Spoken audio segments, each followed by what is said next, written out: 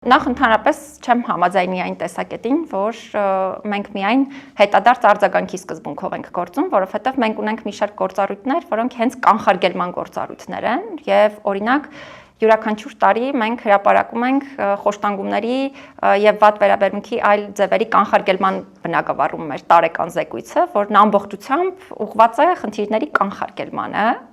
Եվ նաև տարվա կտրվածքով բոլոր մշտադիտարկումների այցերը, որոնք իրականացվում են հենց կանխարգելման ազգային մեխանիզմի համատեքստում կամ նաև մեր այլ գործառույթների շրջանակներում, իրանք բոլորն ուղղված են խնդիրների կանխարգելմանը, որովհետև այո, հնարավոր է, որ գործունեության ընթացքում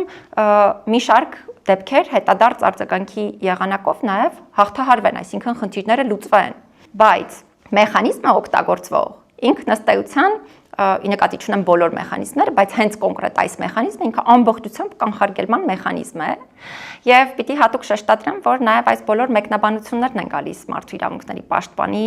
լիազորությունների եւ իր ունեցած գործիքների մասին իրազեկվածության պակասից կամ այն թյուր պատկերացումներից, որոնք շատ դեպքերում դիտավորությամբ կամ ոչ դիտավորյալ տարածվում են հաստատության լիազորությունների առնչությամբ։